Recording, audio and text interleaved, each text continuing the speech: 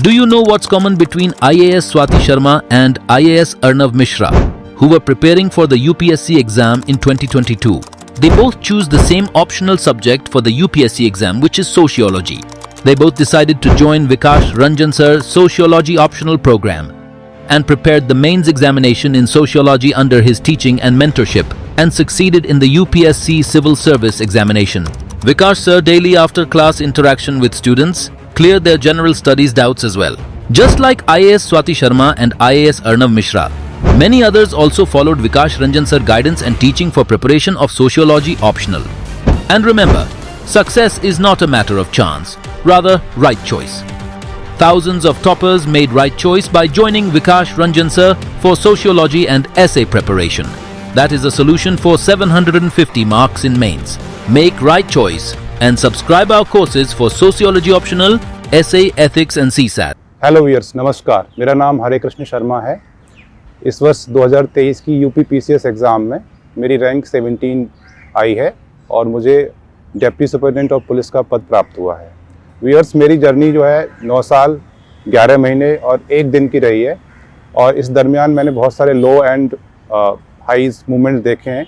मेरी जो journey start हुई है यूपी पीसीएस की, वो 2018 से हुई है।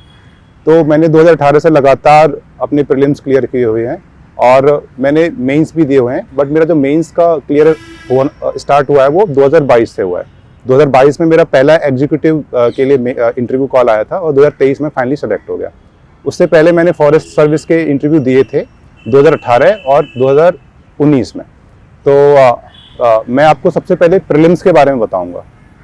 प्रीलिम्स में आपको मेनली जो आपको करना होता है, मेरा जो स्ट्रेटजी था वो ये था कि आपको पीवाईक्यू पे बहुत ज़्यादा फोकस करना है। अपने पीवाईक्यू को मेनली आपको सॉल्व करना होता है कि एक एक उसके ऑप्शन को एक्सप्लोर करना होता है, जिससे कि आपके फॉरवर्ड बैकवर्ड लिंकेजेस हैं वो पता लग जाए। साथ में जो एग्जामिनर का और जो एग्जामिनर जो पूछना चाहता है उसके बारे में आपको पूरे से एक क्वेश्चन से एक आइडिया मिल जाएगा। दूसरी बात यह है कि जो लो हैंगिंग फ्रूट्स हैं आपके, वो आपके बहुत अच्छे होने चाहिए। जैसे फॉर एग्जांपल यूपी पीसीएस में ज्योग्राफी है, करंट अफेयर्स हैं, जनरल साइंस है, ये सब लो हैंगिंग फ्रूट्स हैं। इनमें आप मैक्सिमाइज अपने क्वेश्चंस को सही करने का प्रयास कीजिए। इसके लिए आप वही स्ट्रेटेजी है, एक आपकी जो बेसिक बुक है, फॉर एग्जांपल जनरल साइंस है, तो जनरल साइंस में जहाँ भी आपने कोचिंग लगाई है या फिर लूसेंट की बुक है, इनको एक बार बेसिक रीडिंग लगा लीजिए और सिंपल पीवाईक्यूज कीजिए। पीवाईक्यूज के एक एक ऑप्शन को एक्सप्लोर कीजिए। सिमिलरली आप जैसे यूपी पीसीएस में हिस्ट्री का थोड़ा सेक्शंस है, वो थोड़ा टफ होता है, तो आप जो जनरल हिस्ट्री के सवाल हैं, जो बहुत कॉमन सवाल है, उनको गलत मत कीजिए और जो कुछ हैं उनको स्किप कर सकते हैं। इसी प्रकार करंट अफेयर्स है, करंट अफेयर्स आपको बहुत अच्छे तरीके से पढ़ना होगा। इवन मैं तो 2-3 मैगजीन को फॉलो करता था, तो उनसे एक मैगजीन को मैं कोर रखता था और 2 मैगजीन को मैं सब्सिडी रखता था, जिससे कि जो उसमें टॉपिक नहीं आए हैं वो मैं 2 मैगजीन से कवर कर सकूँ। तो करंट अफेयर्स में आप जो है कोई भी जो यूपी पीसीएस में चलती है उस मैगजीन को ले सकते हैं और साथ ही साथ आप न्यूज़पेपर पढ़ेंगे ना, तो आपको बहुत ज़्यादा एडिशनल एडवांटेज मिलेगा। ठीक है, जो बच्चे रूरल बैकग्राउंड के हैं उनसे मैं स्पेशली ये बोलना चाहूँगा कि देखिए, आजकल एक्सेसिबिलिटी है, यूट्यूब की है, न्यूज़पेपर्स की है, तो आपका अपना ये जो कोर न्यूज़पेपर है, जो भी आपका जैसे हिंदी मीडियम से हैं तो आप दैनिक जागरण है या जनसत्ता है, उसका राष्ट्रीय संस्करण है, या आप इंग्लिश मीडियम के हैं तो भाई जो हिंदू है, एक्सप्रेस है, जो भी आप पढ़ना चाहें, न्यूज़पेपर एसेंशियल है। बट साथ ही साथ जो आपका बेसिक है, लाइक पॉलिटी है ना जी, ज्योग्राफी है, ज्योग्राफी के लिए जो आप जो है एनसीईआरटी को देख सकते हैं। पॉलिटी के लिए एक ही बुक है बढ़िया सी, वो है लक्ष्मीकांत सर की बुक है। इसी प्रकार आपकी जो ज्योग्राफी में भी मेनली आपको मैपिंग वाला सेक्शन बहुत अच्छा करना चाहिए। जब ज्योग्राफी आप पढ़ें तो साथ में मैप के साथ पढ़ें। तो ये तो मेरा रहा था प्रीलिम्स का स्ट्रेटेजी। मैं इसी स्ट्रेटेजी से बार बार प्रीलिम्स निकाला हूँ बाय एंड लार्ज। और सीसेट के लिए देखिए, सीसेट भी एक बहुत बड़ी बाधा है। यूपी पीसीएस में सीसेट में कई बच्चे फेल होते हैं, इवन मैं तो नहीं फेल हुआ, पर यूपीएससी में मैं 3-4 बार फेल हुआ हूँ सीसेट में। मेरे लास्ट 2 अटेम्प्ट भी सीसेट की वजह से फेल हुए थे। तो यूपी पीसीएस में आपको सीसेट में आपके 4 सेक्शंस हैं। पहला सेक्शन है आपका जी हिंदी वाला, दूसरा है इंग्लिश वाला, तीसरा है इंटरपर्सनल स्किल और चौथा है जनरल इंटेलिजेंस, जिसमें मैथमेटिक्स और रीजनिंग रहती है। तो आप अपना ये देखिए आपकी स्ट्रेंथ क्या है। तो जैसे आपका किसी की हिंदी स्ट्रेंथ है तो उसको हिंदी बाय एंड लार्ज जो सही कर लेगा, है ना। किसी की इंग्लिश स्ट्रेंथ है तो वो इंग्लिश सही कर लेगा। तो जो स्ट्रेंथ है उसको अच्छे से उस पर आपका उस पर पकड़ है, जो वीकनेस है उसको भी कीजिए। इसका भी एक रामबाण इलाज ये है कि जो है आपको PYQ अच्छे से खोलने पड़ेंगे, अच्छे से करने पड़ेंगे। और साथ में इंटरपर्सनल स्किल के लिए थोड़ा सा इशू रहता है बच्चों में कि कहाँ से करें, क्योंकि कोई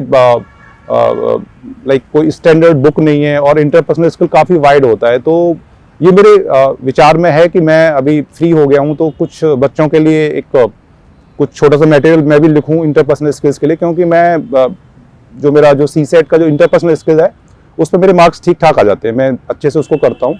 देखिए जो CSET है ना वो UPPCS और UPSC दोनों में एक डिसाइडिंग फैक्टर रोल प्ले कर रहा है। मतलब मेरे खुद के CSET फेल हुए हैं UPSC में, और UPPCS में मैंने ऐसा देखा है कि जो बच्चे बहुत अच्छे हैं वो भी GS में उनका कट ऑफ क्लियर है, बट वो CSET में फेल हो रहे हैं। द रीजन बिंग दैट कि इसमें जो मैथ्स वाले हैं या इंजीनियर्स हैं वो तो मैथ्स अपना ठीक ठाक कर लेते हैं, इंग्लिश उनकी ठीक होती है, हिंदी ठीक ठाक होती है तो पास हो जाते हैं। बट जो ह्यूमैनिटीज बैकग्राउंड के हैं, कॉमर्स बैकग्राउंड के हैं, उनके लिए मैथमेटिक्स का थोड़ा सा स्कोप कम रहता है, और उसमें जो है एक सेक्शन होता है कम्युनिकेशन स्किल वाला, इंटरपर्सनल स्किल वाला, वो एक बहुत बड़ा रोल प्ले करता है। आप देखेंगे 2-3 साल के क्वेश्चन उठा के तो उसमें जो वेटेज है उन क्वेश्चंस का दिनों दिन बढ़ता जा रहा है। जैसे कि 18 में जो है वो करीब 20 क्वेश्चंस थे, 19 में फिर बढ़े, 20 में फिर बढ़े, 21 में फिर बढ़े, और लास्ट टाइम 23 में करीब उनके जो है 41 क्वेश्चंस थे वो डायरेक्टली और इनडायरेक्टली। तो इन सब चीज़ों को ध्यान में रखकर, खासकर जो अपने ह्यूमैनिटीज वाले स्टूडेंट्स हैं, एस्पिरेंट्स हैं, और जो कॉमर्स वाले स्टूडेंट्स और एस्पिरेंट्स हैं, उनको ध्यान में रख के वो मेरे मन में एक ख्याल है कि मैं उसके लिए कुछ लिखूं या कुछ बताऊं बच्चों को। तो इस पोर्शन पे भी थोड़ा सा आपको काम करना होगा। ये मेरा पूरा ओवरऑल स्ट्रेटेजी रहा है। बस मैं आपसे ये कहूँगा कि हार्डवर्क का कोई रिप्लेसमेंट नहीं है।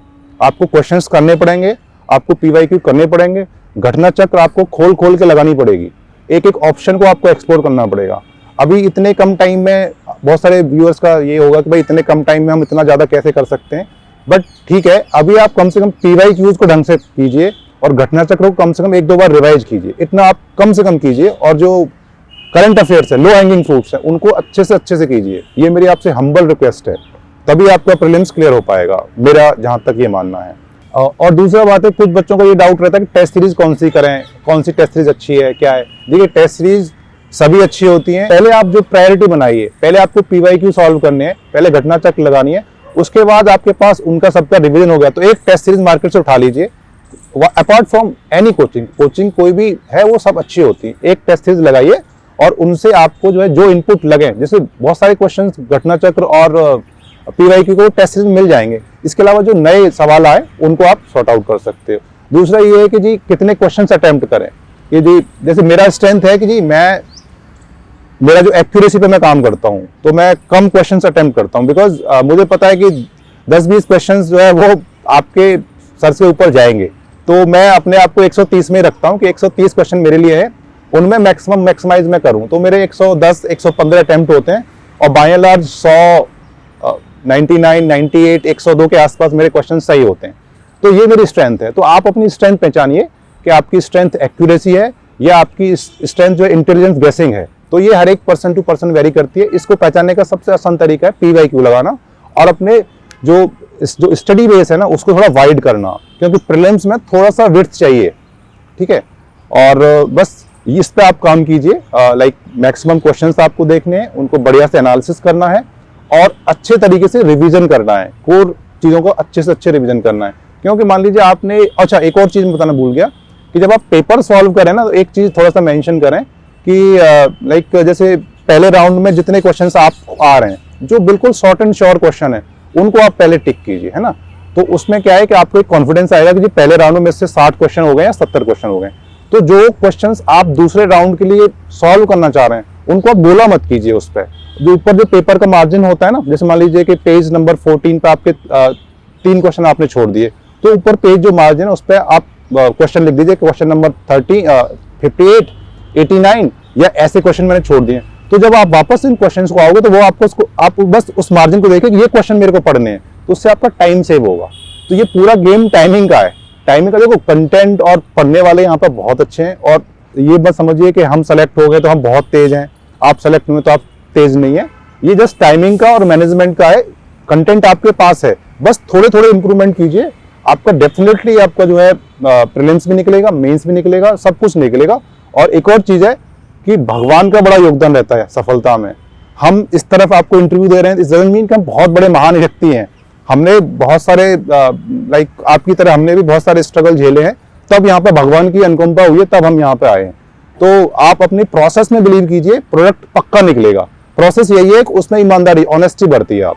तो ये रहा मेरा प्रीलिम्स का strategy. And thanks for DKT channel, एक बहुत ही अच्छा माध्यम है कि जो टॉपर्स की स्ट्रेटेजी है, टॉपर्स के जो उन्होंने जो पढ़ाई की है उनको हम लोगों तक पहुंचाता है। क्योंकि कुछ दिन पहले मैं भी आप ही की तरह था, इनके चैनल मतलब व्यूज देखता था, इनके वीडियोस देखता था।